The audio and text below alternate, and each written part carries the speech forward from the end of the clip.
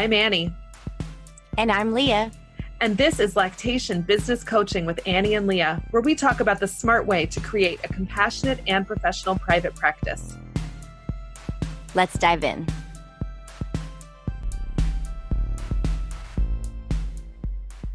Hey there, Leah. Happy New Year. Thank you. Thank you. Happy New Year to you too. It seems so crazy that we're crossing another year with a pandemic going around, and 2022, I'm putting my bets on this is the year things are shifting in lots of areas, in lots of ways. I really need them to. And that's why we came up with the idea for our January deeper dive, which is happening on the 19th, which is called I'm so over this pandemic, but this pandemic isn't over my private practice. And it's just astonishing that it's still affecting us. It's still something we're having to contend with. And I know back when it started, there were people who were like, this is going to be happening for years. My brain couldn't handle that at the time. No, I was like, it's going to be a couple months and we'll be fine. Everything's going to be fine. We're going to move past this and all will be well in the world. But here we are 2 years later and just trying to figure out how we need to continue to shift and be malleable and figure out how to keep running our private practices to the best of our abilities with the things that the world in general on so many levels keeps throwing at us. So even though the world's still throwing at us a pandemic, we're gonna keep pushing forward, and we're gonna talk about how we're gonna keep pushing forward and how we've found our way through this. I remember feeling so lost and distorted back when the pandemic started. Do you remember that? Just feeling so distorted. Like, what are we gonna do? Oh my gosh. Ugh. And at least now You and I had just started our deeper dives in January of 2020. And we had remember we had the whole year mapped out. We're going to start with intake forms, and then we're going to do charting, and then we're going to do, and all of a sudden we're like, oh my gosh, what? we had to re-record an episode because the episode that was supposed to come out was on policies and procedures, and we had to redo the whole thing. And then we're like, we can't possibly do a deeper dive until whatever it was, like we were going to do that. I don't even remember. I don't even, I think it was like intake forms. I really feel like it was like, we can't do this. And we're like, talk about this right now. And we got Kristen Cavuto to come in, and we did 2 hours just on us sitting there, just being like, what is going on? Please help us figure this out in our brains. This is so much.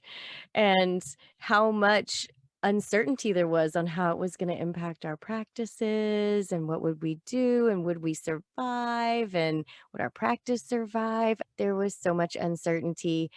And I'm thankful that I can say I definitely have more certainty that my private practice can survive a pandemic, but also what's going to be the next thing thrown at us, like, also feels a little uncertain. But like I said, I'm banking on 2022 gonna be the year. This is gonna be the year that we are seeing big shifts, hopefully. And yeah, and I'm really looking forward to possibly having chances to be in person more. That's what I'm really hoping for, like in conference settings. And that's what I'm really hoping for. How about you?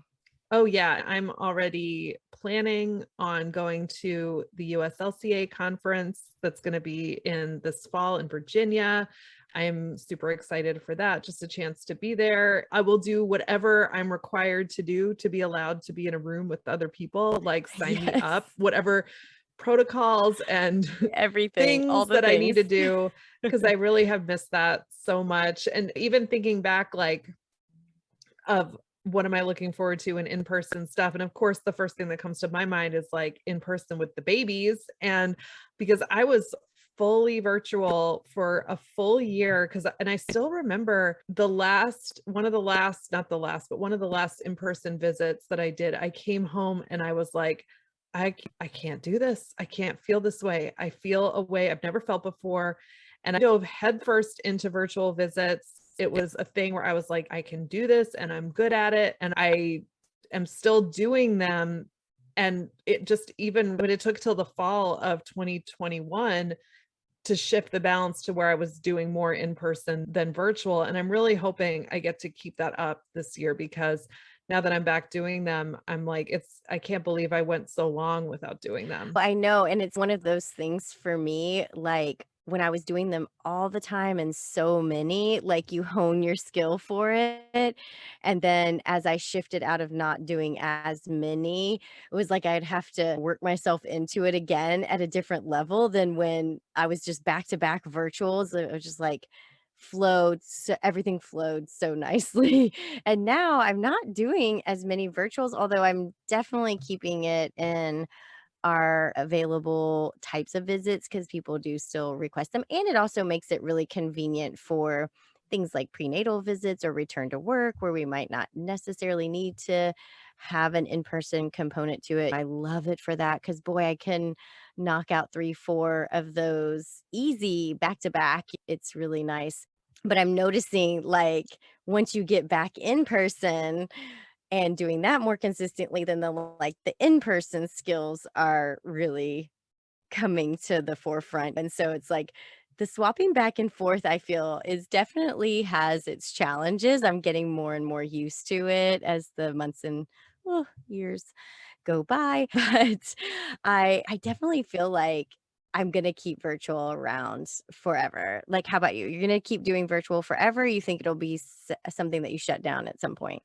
No, I'm definitely going to keep virtuals for prenatals. Absolutely. And I do get a lot of clients that want to do hybrids. So we get at least one in-person visit in there, and then they want to do the follow-up virtually. And I really enjoy that. It's a great way to stay in contact with them without having all the logistical concerns that go along Exactly. with the home visits. One thing that you were saying, the skills, and I used to be able to chart and complete my charting and get my reporting done during a home visit, and I can't do that Oh, right now. wow. So Yeah. I'm looking forward to getting back to my old efficient self, or not, or deciding that this is a better way to be, and maybe there is a part of me that is feeling more present with my clients in home visits because I missed it so much, wanting to Mm. really just enjoy being with another person.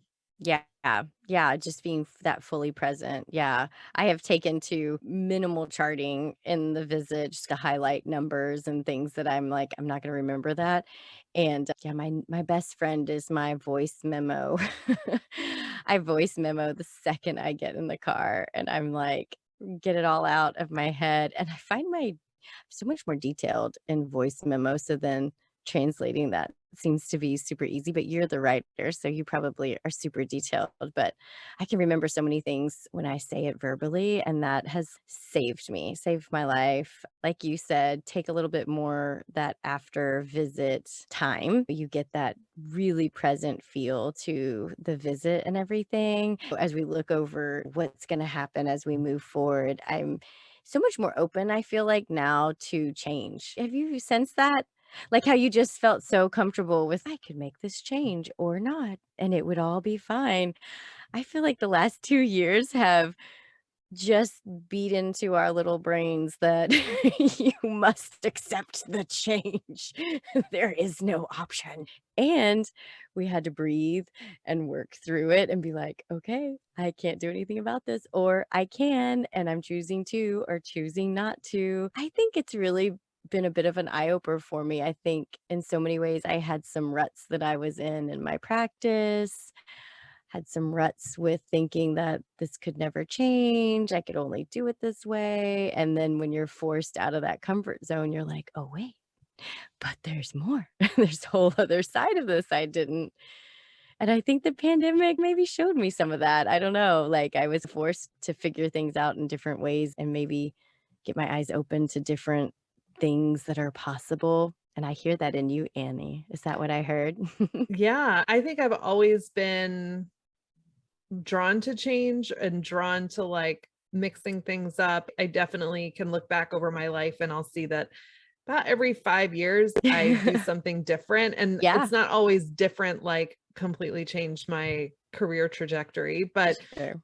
adding something in and saying, "Okay, I'm ready for a different kind of challenge." And I guess I'm wondering and maybe looking forward to more stability in terms of not craving that excitement, that maybe it's been a little too exciting Too much of late. excitement. I am ready for like regular old regular. Yeah. Well, I think now that I'm making peace with the way my private practice is going to be this hybrid model, also thinking more intentionally about how I'm going to be structuring my schedule. And there was a lot too of what my schedule was like before the pandemic that isn't applicable anymore. I think all the time that having my kids at home or back at home, because I homeschooled in the 2019 to 2020 was their first year in school. And then it wasn't. Right. And And then we got really, sick. I think I had this idea that having them in school was going to mean freedom, and in a way that I think I attached too much to that. And then when they came back, I was like, now they're here. And now what I'm looking forward to, I think, is really embracing that my work life and my family life are going to have these overlaps. And where am I going to set my values and my priorities? And how am I going to think about, they are going to have sick days. They are going to have days when they're here, and that's okay. And it's Yeah. not, I don't need them. I don't need to keep everything so compartmentalized the way I think I thought I did. Yeah. Oh, I like that a lot. Yeah, that totally resonates with me as well. And it really helps us to keep our eyes open and curious about what those big feelings that you had and all that angst around it, what was it trying to show you or teach you? Because it really feels like it came out with a great lesson there. And yeah, I can definitely say that we spent an entire year virtual with my kids' schooling. And so this year has been like the school year this year has been such a shift for us that I feel like we're halfway through the school year and we're still figuring it out maybe a little bit. And I'm letting that be okay. My kids went through so much navigating all of the change and still doing as best they could in school and everything. So I can really appreciate that kind of work life family merging, somewhat balanced, somewhat sometimes not balanced version of life that we're all accepting now in 2022. So I'm looking forward to big things for us, though. I feel like our deeper dives have been so much fun. I just cannot get enough of them. I wish time would allow that we could do more of them, but it never does. But I'm so excited for the lineup that we have, and I'm excited for all the big dreams that we've been cultivating and things that we want to do and keep bringing this podcast to everyone and then sharing time together with everyone. I think that is something that has really come so poignant to me is that time spent together because it's so Definitely. precious. I'm looking forward to more of that too. And we just in December did our deeper dive with Kathy Watson Jenna. With, you can buy the recording if you missed it.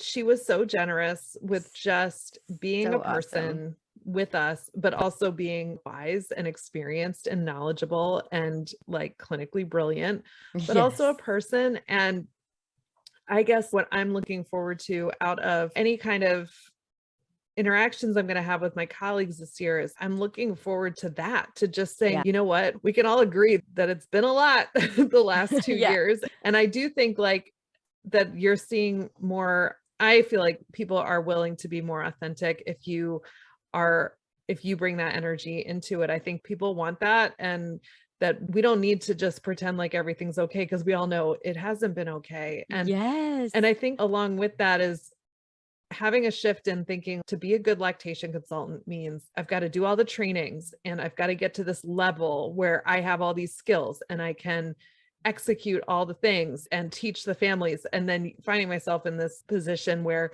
everything is a mess. And sometimes there are a lot of things that can't be fixed because we still have all these external stresses from the pandemic affecting these families, and saying, okay, but like, what can we bring into this that's real? What can we bring into this that's good? How can I Yeah. tell you the truth about all the good things that are happening here, even though the things that can't be fixed, and that sucks. But Yeah. there's also beauty here and there's also connection here. And I guess I want more of that. So I'll say I'm looking forward to more of that as my way Yes. of like manifesting more of that. I want more of Yes. that. Definitely. I love that you said like this more authentic. I totally feel that in so many areas. I feel like people are really shedding the layers of veil that we were hiding behind and like really coming out because we know that we're all have had some kind of struggle in so many ways, far beyond the pandemic. In so many ways, we're seeing these veils come down. And it's just so great to see this people being true and authentic and getting to connect with people on different levels because of it, because we're really coming to each other. And getting to be together is so precious. And you realize, I think it was Kathy that said it in the deeper dive. She said, we all have a piece of this story that is lactation. And when we come together, we're unlocking something. And we can't do that on our own in our little silos. The power and does come when we get together. And that can be virtually, it could be in person, but like really having that mindset of like purposefulness in the connections that we're making with other people. Yes, that's why everybody needs to come to all the deeper dives so we can make all these connections, because I love it so much. And we had such a great discussion there. I'm never going to forget that one. It was so good. Like, I can't wait for every deeper dive because I just know we're going to get more and more connections like that. Awesome. It's been fun getting to chat about all the things we're looking forward to in 2022. And I almost can't even say that. So many twos, 2022. But I'm really excited to be here and be with you, Annie. I'm looking forward to all that we have coming up for 2022, and for everybody that's listened and is starting this year with us. We are so happy to have you here and so glad that you guys listened. And yeah, it's awesome. Definitely. Until next time, it was so fun, Leah. I'll talk to you soon. Talk soon. Bye. Thanks for listening. To learn more about our monthly deeper dives and how to support our podcast for as little as $1 a month, visit lactationbusinesscoaching.com. Don't forget to leave us a rating and hit that subscribe button so you never miss an episode.